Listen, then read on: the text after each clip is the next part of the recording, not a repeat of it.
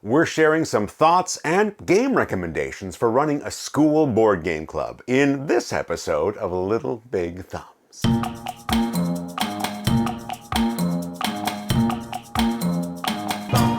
It's back to school time, and for those of us gamers with elementary school age kids, this is a great time to start thinking about starting a board game club for the kids in your neighborhood school. That's something I did in the previous school year and am planning to keep on doing in the coming year. And I wanted to share some quick tips for anyone who might be thinking of doing the same. My first tip is to start small and simple. As hobby gamers, there's a temptation to bring a whole library of games for kids to explore. But you're likely to have more success with just a handful. Even 5 or 6 new games could easily overwhelm someone who's not well steeped in our board gaming world. So what I like to do is set up one game on each of 5 or 6 different tables, and as the kids arrive for some club time, let them choose the game they want to play by picking where they want to sit. Of course, if you're running a lunchtime club like I've done, just be prepared that kids will be eating their sandwiches and drinking their juice boxes all around your games. My second tip is to limit your audience size. While I do run school game clubs that invites kids and parents from all grade levels together, it might be best to start a game club with fewer classes right off the bat. Our club started with grades 5 and 6, and once I knew how many regular players we'd likely be having, that invitation was extended to grade 4 kids and later even a few grade 3s. Yes, we want to cast a wide net to share our love for this hobby, but it's also worth keeping in mind our own bandwidth. If there are so many kids in your club that you won't be able to meaningfully connect with each table, that could wind up being a discouraging experience, both for the kids and the host. My third tip might be obvious, but it's to assume that you're teaching non-gamers. What we want is for kids to be able to jump into a game as quickly as possible. That means picking games with a lightning quick setup, rules that can be explained in a minute or two, and that have a visual hook or fun factor that can draw kids into the experience and make them feel comfortable right away. In a few moments, I'm going to be sharing a handful of game club games that we had success with last year, so be sure to stick around to get those specific kid-friendly recommendations. And my final tip is to offer to be a volunteer in other areas of your school.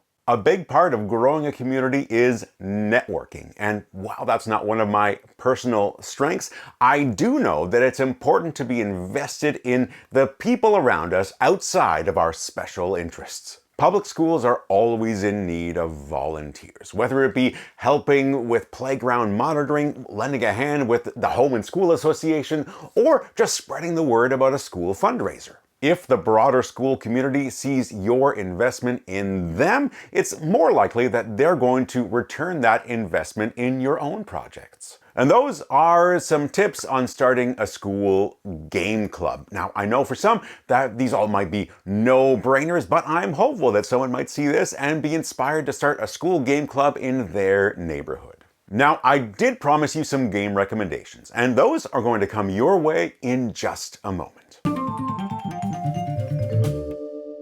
In my first year of running a school game club, there were several games that either made a big splash or were requested to be brought back over and over again. And I've got a handful of those to share with you today, and the first one is called Donuts by the Dozen.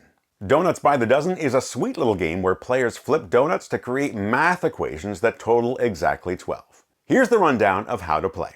There are a wide selection of face-down donuts on the table, and on our turn, we're going to flip over 1 to 3 donuts to try to use the numbers revealed to build an equation that equals 12. You can add, subtract, multiply, or divide in any combination to try to solve those numerical riddles, and if it doesn't work out, those donuts go back face down to be found and used by any player later in the game.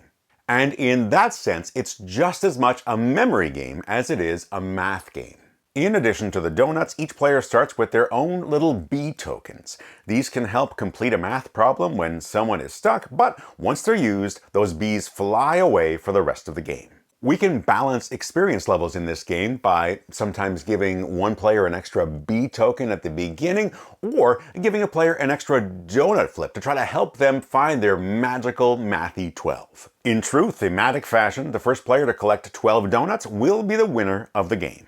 Donuts by the Dozen is published by Foxmind, which is a great Canadian publisher, and honestly, we could fill an entire video of recommendations just from their collection alone. Our Game Club kids got to experience some Foxmind classics like Taiga and Presto, as well as newer releases like Sports Dice and Crazy Farm. But Donuts by the Dozen was pegged by a few of our players as the very best Game Club game they played all year, which makes it stand out just a little bit more.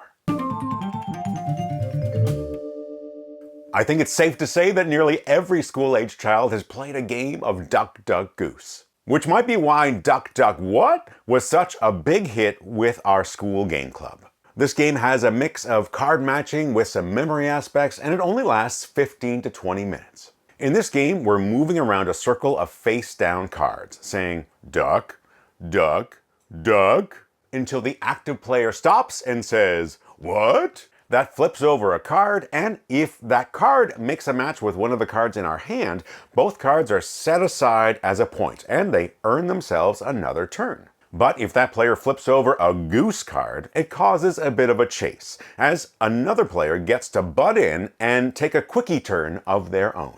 Once the mushy pile in the middle of the table is all gone, that means we're nearly at the end of the game, and we're going to score points by collecting the pairs we've collected to see who rules the roost. In addition to the quacky, quirky gameplay, our Game Club kids loved the animal artwork in Duck Duck What, and it wound up being requested for several weeks of play.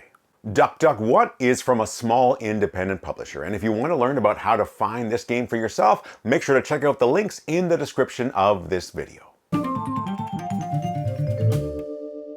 Speaking of adorable animal artwork, our next game features the creature that is all the rage in many schools right now, and that is the awkwardly amazing Axolotl. We were sent a copy of Angry Axolotl, a small card game that has its roots in the classic game of Old Maid. Each player starts a game of Angry Axolotl with 10 cards in our hand, and the winner is going to be the one who gets rid of all of their cards first by playing Axolotl pairs. Those pairs might trigger a special action, maybe passing cards to other players, stealing a card, or generally causing chaos for everyone. But there's one card that does not have a pair to match with, and that is the Angry Axolotl itself. If this card is in your hand, it will be impossible to win the game. So it's important to play smart and do your best to not let others know that you are holding that fiery little baddie. One of our Game Club kids said that this game reminded them of Crazy Eights, which is a pretty great point of comparison. It's a million times cuter than Uno, requires almost no explanation, with artwork that's going to keep kids smiling throughout the whole experience. My younger daughter is always trying to rope us into a game of Angry Axolotl. And when a game holds that much sway over a little person, you know that you've got something special. As with Duck Duck What, you won't find this game on the shelves of most of your friendly local game stores, so be sure to check the description of this video for links on how to find yourself a copy of Angry Axolotl. Let's keep things rolling on the adorable Express with our next game, which is called Push Push Penguin. This one both has a serious toy factor and a sneaky twist that has made it an unforgettable addition to our school game club. In Push Push Penguin, players are racing across an icy board, sliding down chutes, collecting fish, and even bumping into each other along the way. We're rolling 2 dice in these wonderfully derpy dice cups and deciding which one to use to propel our penguins as we stumble our way towards the looming orca. The big catch is that this is a race game in which finishing first is not the goal. Whoever finishes in second place will wind up being the winner of the game, as that leading penguin gets chased away by the grumpy whale. Push Push Penguin is great at keeping everyone engaged. We're rolling our dice simultaneously, and every game is filled with wacky, memorable moments. The best part for me is that the second time I brought Push Push Penguin to Game Club, one of the kids asked to lead the teach all on their own. It was one of my most rewarding Game Club moments and really shows how approachable and engaging this game truly is. Push Push Penguin is a relatively new release, so if it's not on the shelves of your local game store, make sure to ask if they can order you a copy. It wouldn't be a complete Little Big Thumbs list if we didn't include a dexterity game. And so our next game is exactly that, and it's called Tack Tack Jack. We've already been chatting about Foxmind once in this video, and now this is another game from that great Canadian publisher. Tac Tac Jack has been around in many iterations over the years, and it's easy to see why it's been an enduring game for families and board game cafes. And also why it's a perfect fit for a school board game club. In this game, we're taking a plastic axe and we're literally chopping down a tree. But sheer might is not going to win the day here. Every turn is going to require a meticulous tap, tap, tap, as we are only trying to extract the bark from this tree. Every piece of bark collected from the tree is worth 1 point, but every core piece of the tree is worth -5. Once all the bark is removed from the tree, we count up our points to see who has the most. It's the sort of game that requires almost no explanation, and it's tough enough to endure all but the most aggressive of play. We love Tac Tac Jack, and that's why it's an excellent pick for a school board game club. Our final featured game today is called Motley, which comes from Weird Giraffe Games. Pocket-sized games are always fun to have available for Game Club because if a table isn't enjoying the game that's already set up, I can just reach into my back pocket and ask, how about this instead? But Motley isn't just about the size. It's a small game with a huge opportunity for some creative play. The cards have a list of categories on one side and a bunch of abstract shapes on the other. Each round, one player is going to be a clue giver. They take a card, look at their categories, and choose a word that fits one of those categories. Using the other cards in their hand for the shapes, the clue giver kind of paints a picture of their clue, while the other players are trying to guess what their secret word is. By turning and overlapping these shapes, there are endless ways to create an image for the other players. If someone guesses correctly, they score the clue card as a point, and play keeps going until there aren't enough cards remaining for a new round. Rounds of Motley are fast and fun and can often wrap up in under 20 or 30 minutes no matter how many people are at the table. And with kids, who's to say we need to stick with the categories that are on the cards? Kids could write their own clue cards so that you have your own selection of unique categories to choose from that is specific to that group of people. So there we have it. That brings us to the end of our video. We've got a handful of tips for starting a game club and a handful of games that you might want to bring to that game club. If you have suggestions on other game club games or just have some general feedback to share on this topic, I'd love to hear about it. Please drop a note in the comments or come and join us over at the Family Tabletop Community Discord server. There'll be a link to that space in our video description. Thanks so much for watching, and thanks to all of the lovely board game publishers that send us games to use in these videos and to bring to our board game club events.